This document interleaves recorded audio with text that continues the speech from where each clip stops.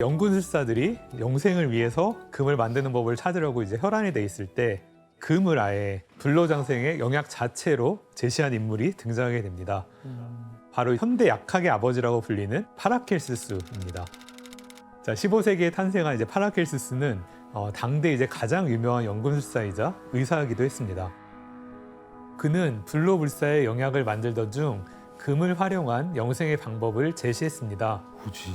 그 방법이 뭔지 규현 씨가 한번 읽어주시겠습니까? 마실 수 있는 금은 모든 질병을 치료할 것이고 몸을 재생하고 회복시킬 것이다. 금을 마신다고요? 우리 금가루 먹잖아. 식용 아니에요? 식용금. 자, 파라켈수스는 인간이 금을 먹으면은 금을 가진 완전성과 불변성의 속성으로 인해서 이 신체가 이제 균형이 맞춰지고 모든 질병을 치료할 수 있을 거라고 이제 주장을 했다고 합니다. 많이 먹으면 몸값이 올랐다 내려갔다 막 하겠네. 시기에 맞춰가지고 잘 금 시세에 팔아야겠네. 따라서. 시세에 따라서. 예. 그래서 이제 금은 물론 수은, 비소 이런 금속과 이제 광물 성분을 정제해서 이제 약재로 만드는 그런 실험들을 하기 시작을 합니다. 그래서 파라켈수스의 시도 자체는 기존의 의학에서 벗어나서 새로운 접근 방식으로 이제 당시로서는 혁신적인 시도였다고 평가를 받습니다. 근데 엑소쌤 아까 그 수은처럼 금도 그렇게 녹여서 먹는 거야? 아니 마실 수 있는 금이라는 게 뭐예요? 실제로 마실 수 있는 금이란 게 발명이 된 적도 있어요. 8세기에 이 자비르 이븐 하이안이라는 이 분이 연금술사였거든요. 이분이 실제로 금을요 이분하게 물에 녹이는 방법을 발견을 했어요. 네. 이 질산과 염산을 혼합한 용액이 있어요. 이 왕수는 웬만한 금속을 다 녹일 수 있거든요. 그래서 이 왕수에 녹은 금은 이 염화제이금이라는 침전물로 떨어지거든요. 그것만 다 긁어 모아서 물에 녹이면은 잘 녹아요. 그걸 마셨던 거죠. 뭐 위험할 것 같은데. 너무 몸에 너무 안 좋을 것 같아요. 속도 다 녹을 것 같은데 속도? 자, 근데 당시에 이제 저명한 의사였던 파라켈수스의 주장 이후로는 이제 금은 사실 의학적으로 이제 활용되기 시작을 한다고 합니다. 그래서 실제로 유럽에서는 금을 필수 의약품으로 등재하기도 했고요. 금박을 입힌 알약, 금을 넣은 음료와 와인 등 다양한 상품들이 출시됐다고 합니다. 그러니까 그 당시 의사가 했던 말이니까 믿었을 것 같아요. 예. 이렇게 이제 금이 약으로 이제 인기를 끌게 되자 귀족과 부유층들을 중심으로 금을 찾는 사람들이 많아졌다고 합니다. 그리고 이들 중 영생을 이룰 수 있는 방법 중 하나로 금을 활용해서 이것을 시도하는데요. 이것은 과연 무엇일까요? 무기. 무기. 무기. 출산, 미용.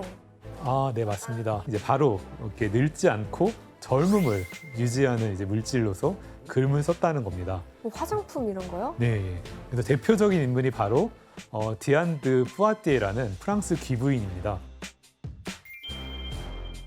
드안 드 푸아티에는 16세기 프랑스에서 이제 가장 아름다운 여성으로 꼽힐 정도로 유명했습니다.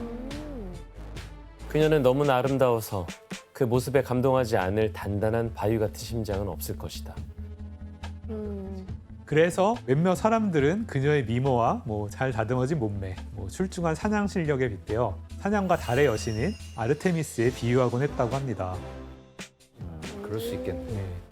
그리고 이때 이런 그녀의 매력에 푹 빠진 한 남성이 있었습니다.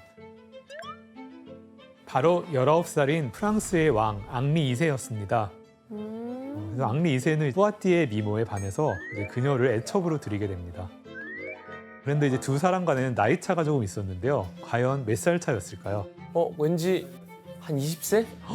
오, 정확히 맞췄습니다. 에? 당시 푸아티의 나이는 39살로 두 사람의 나이 차이는 무려 20살이었습니다.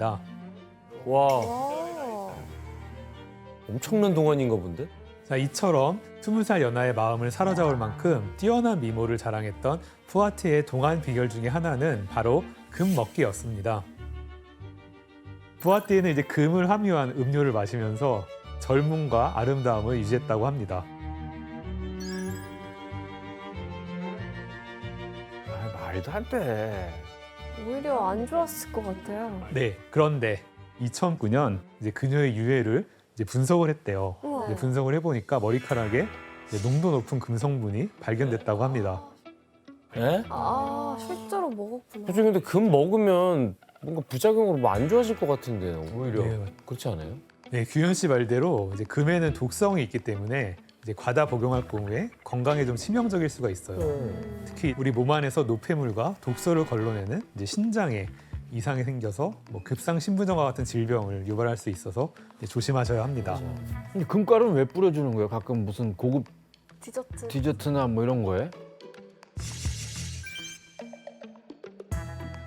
그러니까 사실 금 자체는 그 반응성이 없기 때문에 아무 반응이 없어 우리 몸에. 그런데 이런 왜 것들이 먹는 거예요, 그러면? 그러니까 사실 예뻐서. 돈 낭비라고. 그런 거 왜 하는 거야 진짜 말도 안 되게 몸에도 안 좋다고 하는데 우리 집에도 금가루가 좀 있거든요. 뿌리는. 몸에 안 좋다고 먹지 말라고요. 아, 알겠습니다. 하지만 당시에는 의학이 발달하지 않았고요. 그 연금술을 비롯한 이제 많은 학문 분야에서 이제 금이라는 것은 완벽한 물질이라는 이제 환상이 존재했기 때문에 이런 부작용에 대해서는 깊이 알거나 신경을 쓰지 않았던 것 같습니다. 이렇게 유럽에서는 영생에 대한 욕망을 넘어서 이제 현생에 건강하고 젊게 사는 것들에 대한 관심이 커지게 됩니다. 그래서 이제 금뿐만이 아니라 새로운 이제 불로불사의 비법들이 소개되는데요. 자, 그럼 여기서 문제를 내겠습니다. 예. 과연 어떤 방법일까요? 자, 유럽에서는 불로불사의 재료로 자, 이것도 활용되는데요. 자, 이것은 과연 무엇이었을까요? 정답. 네, 혜성 씨. 아 이거 되게 끔찍하긴 한데 어? 거미인데 독이 있는 거미. 왜요? 뭐 이유를 얘기하세요. 아니 갑자기 네. 얼마 전에 SNS에서 호주에서 막 엄청 거대한 거미가 벽에 붙어 있는 걸 봤는데 티탄틸라인가 뭐 그거? 뭐 타란툴라가 뭐 타란툴라. 그런 거? 그런 거 갑자기 생각났어요. 혜성 씨, 오답입니다. 정답! 정답! 네, 규현 씨. 정말 생존력이 엄청난 바퀴벌레. 아, 아쉽게도 오답입니다. 정답. 네, 혜성 씨. 여행 가서 그 꿀 같은 거 사오잖아요. 프로폴리스 이런 거. 프로폴리스 로얄 같은 젤리. 거 몸에 좋은 성분이 있으니까. 로얄 젤리, 로얄 젤리. 아, 예. 혜성 씨, 아쉽지만 이제 오답입니다. 비슷한데요. 꿀하고 비슷한 정도의 점도와 찐득찐득한 거라는 거야? 제가 힌트를 드리자면은 붉은색입니다. 정답! 네, 지원 씨. 정답! 네, 지원 씨. 피! 네, 맞습니다. 정답입니다. 아, 찐득찐득. 자, 유럽에서 새롭게 떠오른 불로불사의 재료는 이제 바로 피였습니다. 에? 자, 연금술에서 이제 피는 단순히 체액이 아니라 이제 생명과 영혼을 지닌 신성한 물질로 여겨졌습니다. 일부 연금술사들은 이제 피가 생명력을 불어넣는다고 해서 이제 피를 불로불사의 재료로 사용하게 됩니다. 아, 피를 먹었구나. 아 그때 무슨 생리혈도 마셨다는 얘기 들은 적 있는데? 아우, 무슨 소리 하는 거야? 그리고 이런 믿음은 이제 15세기 이탈리아의 저명한 연금술사이자 의사였던 마르실리오 피치노에 의해서 이제 더욱 힘이 실리게 됩니다. 피치노는 젊은 혈액이 이제 노인의 활기를 되찾을 수 있다고 이야기를 해서 이제 피를 마실 것을 제안을 합니다. 그리고 이제 피치노는 의사니까 이제 구체적인 방법도 이제 알려주게 됩니다. 노인들은 젊은이의 왼쪽 팔에 있는 거의 열리지 않은 혈관에서 1온스나 2온스의 피를 거머리처럼 빨아야 한다. 여기면은 근데 진짜 그 동맥 막 이런 거 맞아요. 그걸 먹으라는 거 아니 아니에요? 근데 하여튼 뭐 확인되지도 않은 거를 저렇게 얼마나 그 영생, 죽음에 대한 두려움이 컸으면 저런 것까지 했을까. 네, 1온스는 약 30ml 정도 되는 양입니다. 피치노는 신체 건강한 젊은이의 혈액을 약 30에서 60ml 정도 마셔야 한다고 주장을 했어요. 여기에 덧붙여 이제 피를 마시는 게 이제 불쾌할 수가 있잖아요. 네. 불쾌하다면 이제 피를 맛있게 먹는 법도 에이 전술. 설탕 타고 이런 거 아니에요? 거기다 어쨌든 약간 비리잖아요 일단 기본 네, 자체 네, 맛 네. 자체가. 얼음이랑 설탕 넣고 거기다가 이제 탄산수 넣어가지고 하이볼처럼 블러드에이드. 블러드에이드. 네, 대략 비슷합니다. 예, 바로 이제 피에 설탕을 넣고 서서히 중탕을 해서 마시라고 합니다. 예. 맞네. 진짜 씨. 실제로 17세기 수도사들이 운영하던 프란체스코의 약국이라는 데서는 혈액잼 레시피를 소개하기도 했었어요. 혈액잼? 네. 그래서 이제 그 혈액잼에 쓰이는 혈액이 조금 울긋불긋한 혈색이 좀 붉은 사람의 것을 쓰면 좋다 이런 얘기도 있었다고 합니다. 아 잼을. 진짜 별. 아 자, 이렇게 이제 피를 먹는 행위로 건강해지려는 시도는 이제 유럽 전역으로 퍼지게 됩니다. 와. 그래서 이걸 시도한 대표적인 인물이 이제 바로 교황 인노첸시오 8세였습니다. 이분 교황이 그랬다고요? 네. 인노첸시오 8세는 68살의 나이로 사경을 헤매고 있었습니다. 하지만 죽음을 받아들일 수 없었던 그는 의사의 제안을 받고 젊은 피를 찾아 나섰습니다. 와, 진짜 저렇게까지 해야 되나? 그래. 자, 이때 교황은 이제 누구의 피를 선택했을까요? 또 어린 친구들 피겠죠. 그렇죠. 예, 바로 3명의 어린 소년들이었습니다. 저기 소년이 쓰러져 있네요. 죽은 거 아니죠? 설마. 그림을 보시면 아시겠지만 인노첸시오 8세는 소년들의 팔에 상처를 내고 그들의 뜨거운 피를 받아 먹었습니다. 이때 이제 엄청난 양의 피를 흘린 탓에 소년들은 그 자리에서 이제 죽었다고 합니다. 네, 물론 이제 교황 역시 피를 먹었다고 해서 살아남지는 못했다고 합니다. 자, 어이가 없네.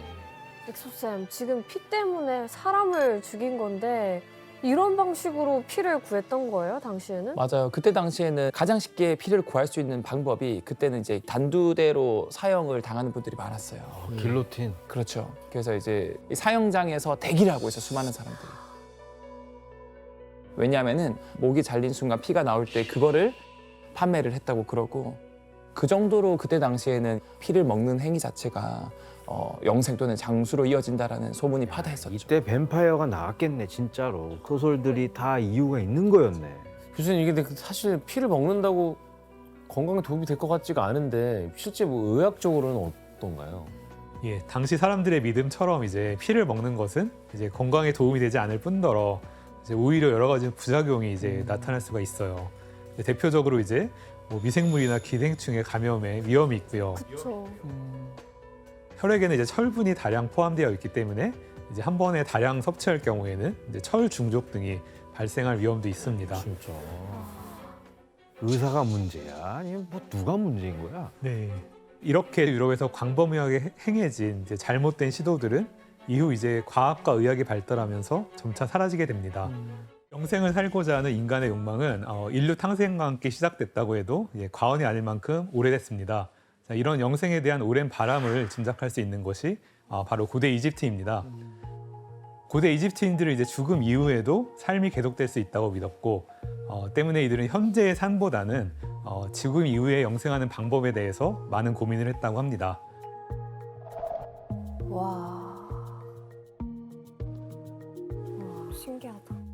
그런데 영생을 위해서 미이라를 제작할 때 이제 반드시 지켜야 될 것이 있었어요. 자, 몸 안의 장기 중 이것만 그대로 남기는 건데요. 어떤 장기를 그대로 남겼을까요? 심장인가? 심장. 오, 너무 빨리 맞추셨는데요. 예. 네, 바로 심장입니다. 고대 이집트 종교에 따르면은 이제 사후 세계로 넘어가기 위해서는 이제 영생과 부활을 상징하는 오시리스 신이 있는데요. 오시리스라는 신이 심장의 무게에 따라서 선악을 판별했다고 합니다. 그래서 가볍다면은 영생을 누릴 수 있다고 믿었던 거죠. 교수님 그럼 이 이집트인들은 네. 사후 세계는 뭐 어떤 식으로 돼 있는 거예요? 이들한테는? 예, 되게 좋은 질문인데요. 사후 세계에서는 현세에서 가장 좋았던 때에 이제 모든 것이 마련돼 있다고 믿었습니다. 그래서 세상을 떠난 이제 뭐 사랑하는 사람들도 있고 좋아하는 개나 고양이, 즐겨가던 장소 등 이제 현세에서와 똑같은 생활 환경에서 영생할 수 있다고 생각한 것이죠. 자, 그럼 여기서 이제 첫 번째 문제를 내겠습니다. 벌써. 자, 이거는 이제 고대 이집트의 사후 세계를 묘사한 벽화인데요. 여기서 이집트인들이 이제 사후 세계에서 큰 행복이라고 여긴 이것은 과연 무엇일까요? 사후 세계에서의 큰 행복? 죽어서라는 거죠? 네, 정답. 규현 씨. 가장 큰 행복. 계속 먹는 거 아닐까요? 먹는 거. 뭔가를 먹는 행복. 약간 비슷한 것 같은데 네. 오답입니다. 먹는 거와 비슷하다고요? 비슷한. 예. 정답. 예, 혜성 씨. 그러면 저기 사후 세계에서 계속 음주를 하는 모습이. 음주를. 네, 아쉽게도 오답인데요. 제가 힌트를 드리자면은 뭐 음주를 하는 것도 음식을 먹는 것도 이 활동과 관련이 있다고 합니다. 음식도 만들 수 있고 정답. 술도 예. 혜성 씨. 고대에는 네. 농경 문화가 발달했잖아요. 그래서 네. 농사를 짓는 행위? 혜성 씨 정답입니다. 에? 농사가 행복이라고. 노동 아니에요? 거기서 이제 막 수확물이 나오니까요. 그쵸. 죽어서 즐겁죠. 일을 네. 농사를 짓겠다고요? 예. 아니 살아있을 때 농사를 잘 짓지 그랬어. 뭐 죽어서 줘? 예. 고대 이집트인들이 이제 4, 5세기에서 행복이라고 느낀 것은 바로 농사를 짓는 거라고 합니다. 왜? 소 끌고 다녀 밭 깔고 하네 진짜. 그들에게 이제 4, 5세기에는 현실 세계의 연장선상이었기 때문에 농사와 같은 일상적인 활동이 이제 죽어서도 계속 이어진다고 믿었던 거죠. 그게 유지가 된다고 예. 믿었구나. 다만 이제 4, 5세기에서는 고단함 없이 농사를 지으며 이제 현세보다 비옥한 땅에서 이제 풍요를 누릴 수 있다고 여겼습니다. 아마 저 사진 보면은 되게 풍성하게 잘 자라 있잖아요.